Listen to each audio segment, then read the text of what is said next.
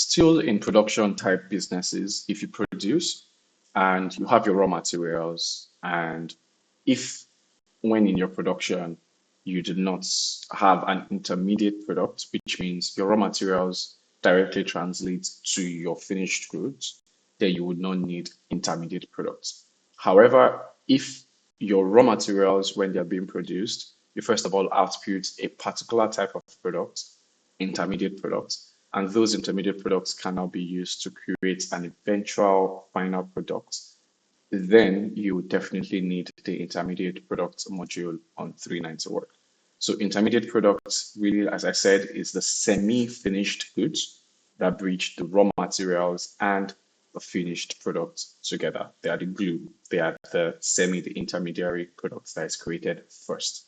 Again, if your business doesn't need to create an intermediate product, you can skip this video, basically. So, but if you have a bakery and some types of businesses where there are doughs and stuff in between, then we can continue. So let's define what intermediate products are. They are the products made during production.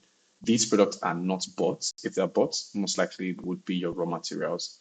All right. But these are products that were produced as a semi-finished one, but you are not selling them yet.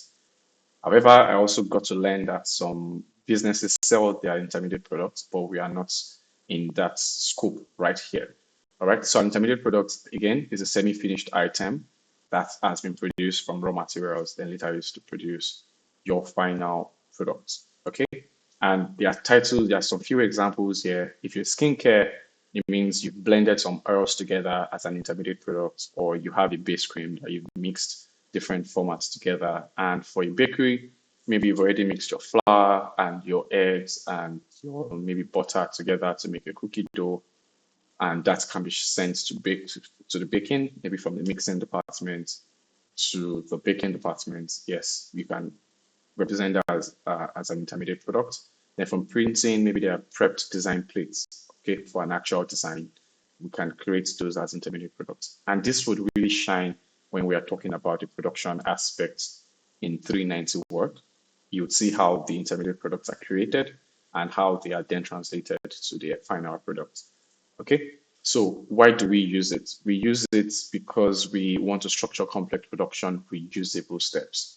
Okay, some of these intermediate products will have their own bill of materials, and the bill of materials will define also, when we are getting to the production, all of the raw materials that are used to actually create that intermediate product. So once we are done with this video, we can maybe skip to the production video so we can see how all of those work. All right, so we want to help you break the production into logical stages so you can track how much raw material were used to create an actual intermediate product, and how we can track the cost of all of these across several inventory locations.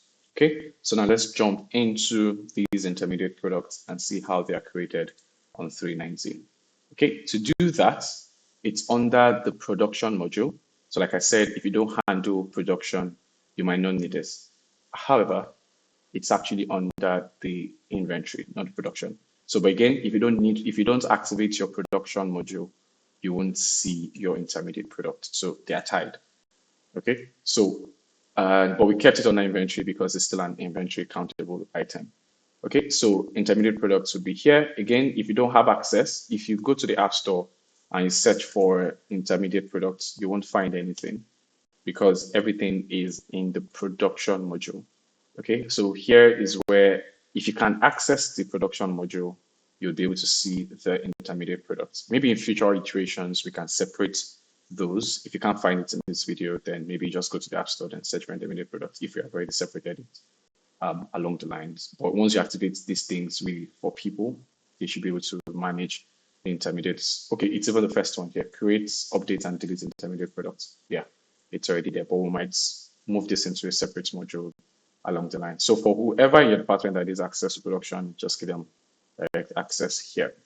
Okay, so back to the intermediate products. So same old, like assets, like products, like supplies, like services, you can create all of your units here. So let's just work with same old and use pieces, then kg, and maybe liters in the case of maybe a blended oil. Okay, so categories depending on the business. So let's say oils, let's say baking or dough, or let me just call dough, and depending on what intermediate products might be in your business. Okay, so let's go back to all. Again, this video is just to help you go through how to add one and all. So let's look at examples of intermediate products that we have here. We have base cream or an oil blend. So let's say base cream, and let's say category for this. Okay, we didn't create one. Let's say price for that is 4,000 for that mixture. Then maybe it's in kg or liters, depending on how we use. Then I would click add another, then add a new one. So let me say the next one might be cookie dough. So let me say cookie dough. Then the category for this is dough. Then let's say at the time of creation, let's say the cost of this is 1.5, or let me bring it a bit lower. So let me say maybe 800 for one. The units of measurements can then be, let's say, pieces or kg. Okay, let me just work with these two. All right, so now we have the two intermediate products, and you can see there is an accompanying bill of materials here. I would not get into that in the video. When we get to the production, we would create the bill of materials. We'll come back to this example, create a bill of material, then continue with the production module. But this video is just for you to add and see how easy it can be done. Then for the additional details, just add all of the additional information with this, maybe the color or whatever information you need the people to know about. All right, so if you go back to all, you can see all of these things. And the important thing here is you can see the pricing or the estimated pricing of each of these intermediate products, such that when you are doing some sum of analytics and when we are doing production, we'll pick these prices and use them for your actual production analytics. Okay, that covers everything in intermediate products, and we'll move to the next one.